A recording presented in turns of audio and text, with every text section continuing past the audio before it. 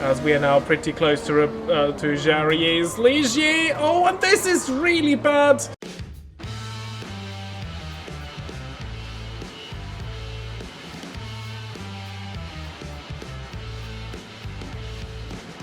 Welcome everybody to the second race of our 1983 Formula 1 season in Automobilista 2, where today we're back at a familiar venue as we are racing at the San Marino Grand Prix, taking place on the famous Imola circuit. In real life, this race saw an all-French podium, the last time actually to date that all of the podium finishers shared the same nationality, and it was a famous Ferrari win at Imola, also the last until 1999. And it could have well been a 1-2 had Anu not spun, allowing Prost's Renault past.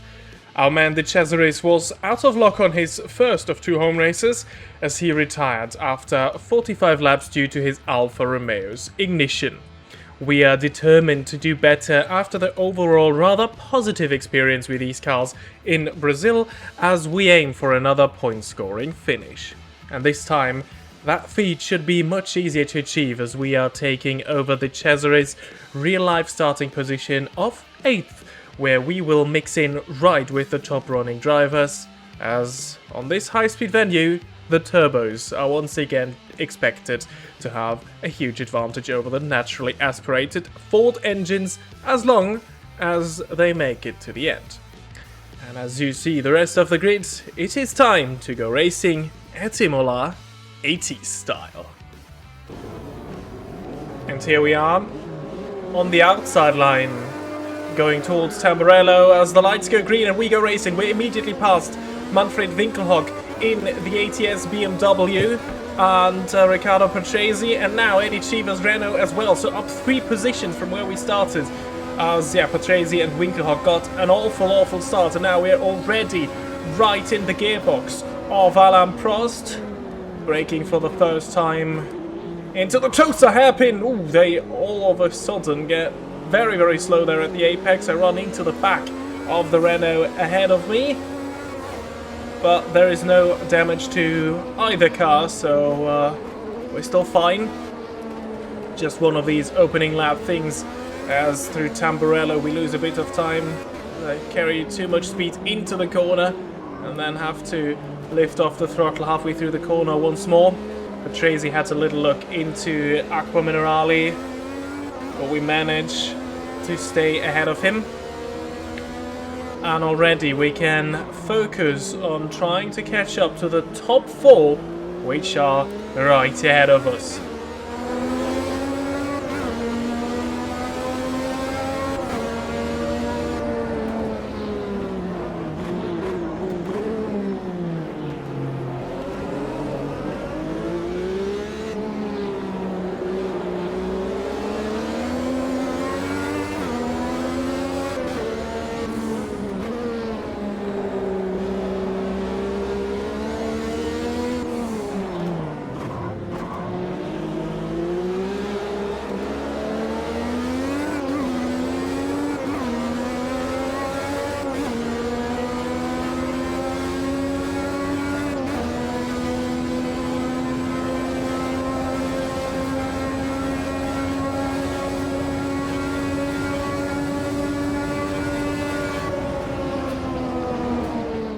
As we go towards the Tulsa hairpin for the second time, we see a bit of a moment there for Alain Prost, who got a bit out of shape under braking for the hairpin.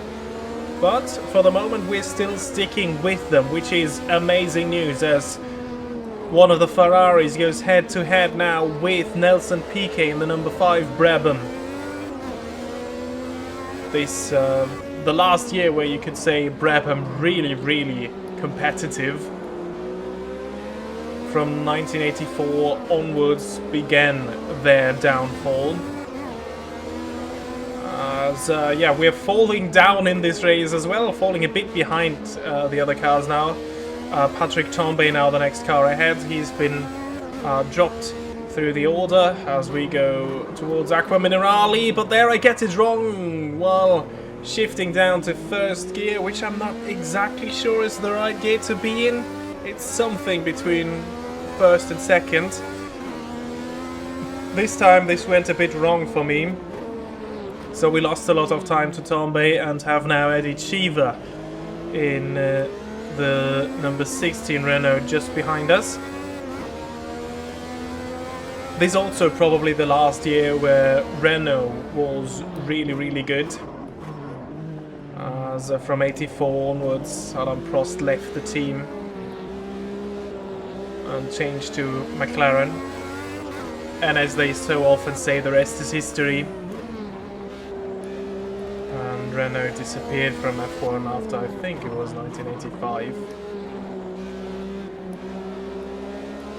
But we still have the measure on Eddie Cheever, who never really clicked on with that Renault. Probably the best car that he ever had in his career. The American driver. One of the few rather successful American drivers after Mario Andretti that at least had somewhat of a career in Formula 1, which lasted longer than a couple of years. As you can follow me once again with quite the jump in time now, as we've just started lap 10. And as you can see, we're gaining on the two cars ahead. No Eddie Cheever in our mirrors anymore, but Piquet and Tombe, the two guys ahead, they're getting larger once more.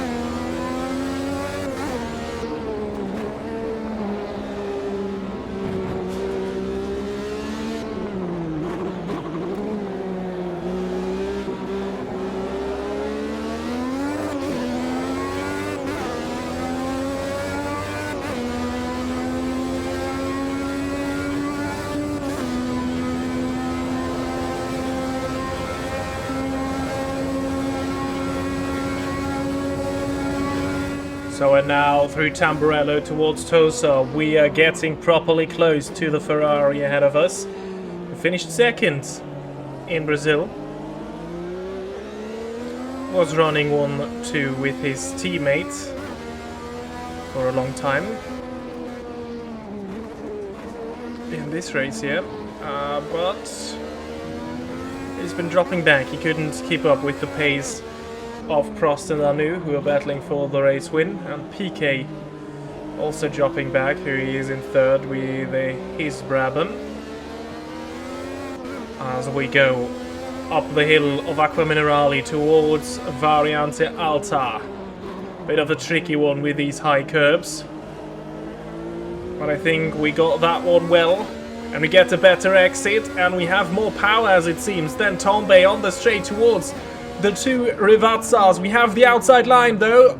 Tombe hangs on, tries to stay up or inside, which he does, and he keeps the position. So for the first time I think this season, we have a proper fight with another car, which is making me a bit nervous, because yeah, focusing on getting the gears right and engaging the clutch correctly while battling another car is very new to me, at least in such powerful cars still. But I think this race is going much better already. I'm feeling much more confident than I did at Jacarepagua, as round the outside of the Tamburello corner we go past Tombe, who almost closes the door there towards the end of Tamburello, but we were alongside. We defend the inside now. Tombe gets the better exit, but we are in his way. There is no driving through us. So we're up to P4, and let's try to keep up that good pace, and maybe even a podium is possible. Nelson Piquet just ahead of us. He's been dropping back, and we've been gaining on him as well. The gap between Tombe and Piquet was staying quite steady, until of course now we had to battle Tombe. That cost both of us a bit of time, especially going towards the Rivazza. For now, we're keeping up with the pace. Tombe is still in our mirrors. I think I need to get back into the rhythm after that pass now. I was a bit exciting there. Let's have a look at a replay once more, because inside the car that felt pretty tense. And if you see it from the outside, I think you will agree that it was pretty tense. So now here we get a good exit. But Tombe has the inside. We are briefly ahead, and now look at this. What a drift there from Tombe as we get very, very close, but he hangs on to the position. Very well defended from the Frenchman that won this race in real life. As we now go towards Variante Bassa, where we're not close enough for any sort of move.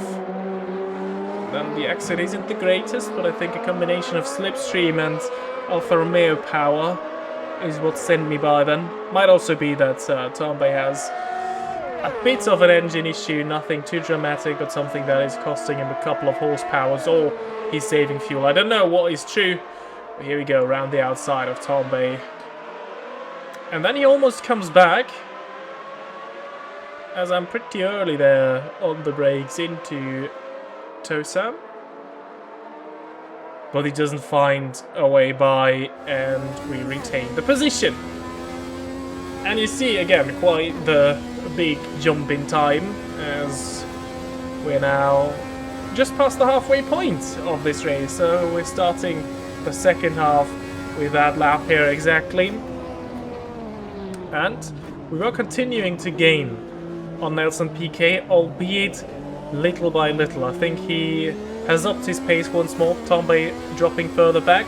Piquet found a couple of things again, which actually is quite typical of that time. You saw that often in races.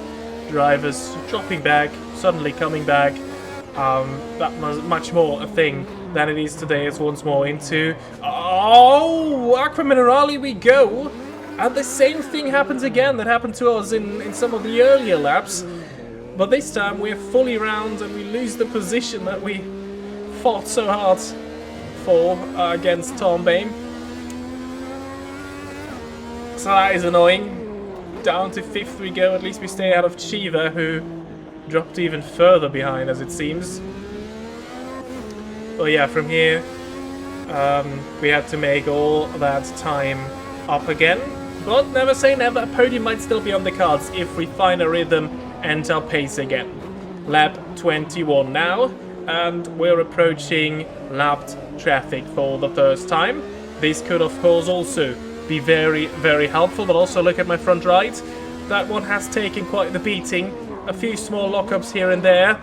Ooh, and stuff like that certainly doesn't help as I drift into Piratella. Go across the grass there, but this time I hold it together, only losing a couple of seconds there. So nothing too dramatic as we go up Aqua Minerale in this very, very awkward configuration of that corner. I think this is the worst corner on the circuit, at least in that time, because the modern Aqua Minerale I think is one of the best corners on that circuit. So glad that they removed this awkward left-right entering that downhill section, as we are now pretty close to Jarrier's Ligier. Oh, and this is really bad, as I think there was a bit of a misunderstanding. I wasn't sure if he was letting me by or not, but I heavily lock my front right there, and this certainly didn't help. We were gaining on Tombe. Let's see if we still do, because that front right is now in a pretty bad shape. And I think our focus now is to shift from passing Tombe for 4th again to actually finishing this race. Now we're past the Ligier. And no, this is not Tombe. In case we're getting excited, this is Thierry Boutsen's Arrows, which we have now lapped as well with much less trouble. But now ahead of us there is Tombe ahead of Johnny Cicotto's Theodore, which will be the next car that we lap, and let's hope we don't catch him at an awkward bit off track, because yeah, that went really wrong with I think it was Jerry's Ligier. So yeah, and it's not good. Aqua Minerale not ideal because now we have to go through that corner at the Theodos pace. But I think now up the hill and towards Variante Alta, we will have the opportunity to make it by. And I think this is looking good. Clean lapping maneuver. As we're down to 18 cars in this race, as you see in the top left. And let's see what still is in this race, but I don't think we can catch Tombay. And again, a few small lockups here and there, which yeah, happens now much easier as we have a big flat spot on that front right. I could feel the vibration at this point through my wheel. Yeah, I think this now is all about getting the car across the line in 5th. Shiva is not too far back. Patrese in the meantime is out of this race. But we are still running in 5th, which is the main thing. But in the mirrors, you are just able to see it there. There is another car slowly catching up. And this is Eddie Chiva's Renault. So Renault from a double DNF right now, they would have a double points finish. And Chiva could even make this a better result. Alain Prost still in a fight with René Arnoux for the race lead. They are changing back and forth and back and forth. Yeah, at the beginning we were keeping up with them somewhat. Until around the halfway point of this race, I would say. But then, yeah, it all kind of went wrong. And you can now see the left-hand corners, which unfortunately, as this is a counterclockwise track, there's quite a lot of them. We have to take things really slow because I have no more grip with that front right. And you really see him there.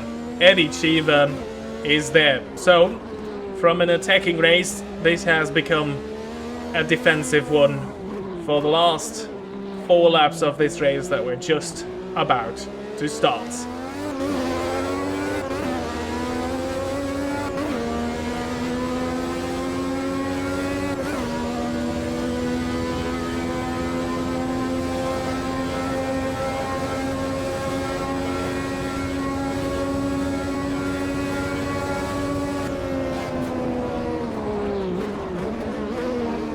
Well, and for a moment I felt I was safe into Tosa, but we are not.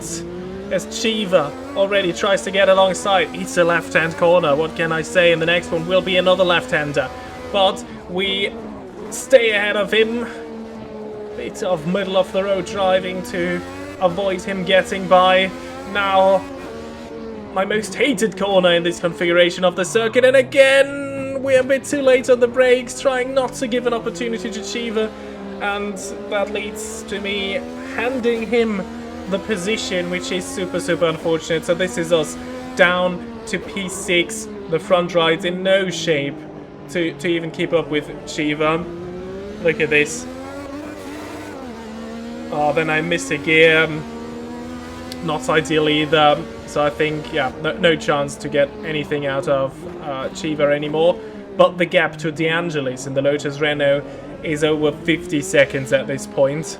So I spontaneously decide to come in and change tires at the end of this lap because we can afford it. We will still come out in P6. And I think the risk of a crash in the last 3 laps of this race is much lower if we just simply pit for fresh tires so that yeah, we can make it safely to the end. And I must say, that is a bit unfortunate, as this could have been a P3 for me, I think, if everything went right. And of course we would have made it past PK. I was keeping up with him, even catching him.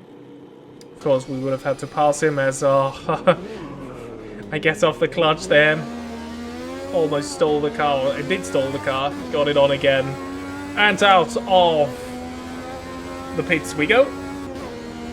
For now, 3 laps that are remaining in this race. And as the tires were up to temperature at the end of my outlap, look at what is possible with a fresh set of tires. This lap, I'm not even pushing. Look at the gaps. in the sectors compared to my quickest lap time so far. I mean, not in the first sector, because this is essentially flat out running, and there were instances where I had slipstream, so it was a bit quicker. But from here on, look at this lap.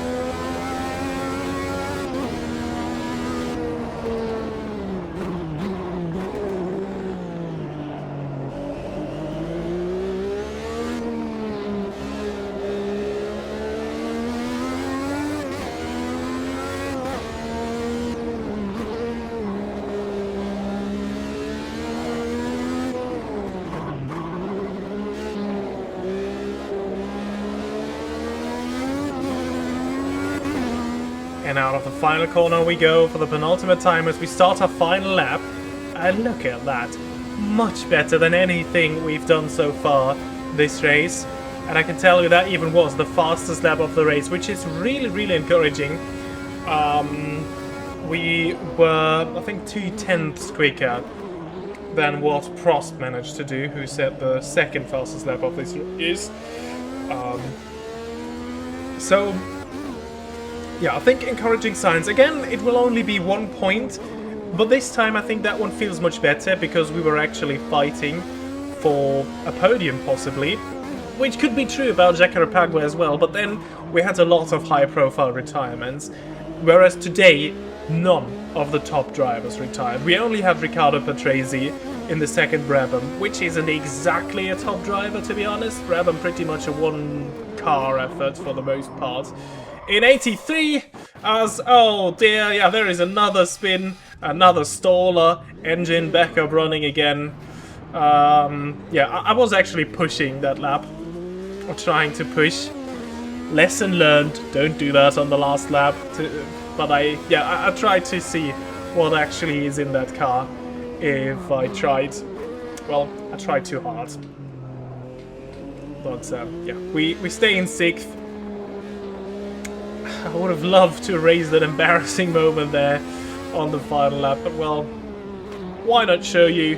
That makes 2.5 spins this race,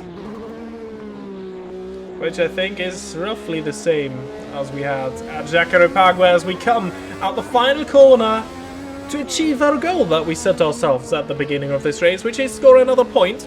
It could have been more, but target achieved, I would say. As here then are the point scorers of this race. Anu wins ahead of Prost and makes it 2 wins in 2 races. PK on the podium, and then it's Tombe, Chiva, and ourselves, Andrea de Cesaris, finishing P6. Now what does that mean for the Drivers' Championship? A healthy gap already for Anu, who takes the maximum 18 points out of the 2 season opening races. Tombe still in 2nd with the 2nd Ferrari. Prost enters the championship in 3rd after his retirement from the race lead at Rio. Rosberg still in 4th, the best placed, normally aspirated car. PK enters 5th. And then we still have Warwick in the top 6. We're down in 9th because Lauda and Chiva both scored their 2 points with a P5 finish. So this is why we are behind these 2.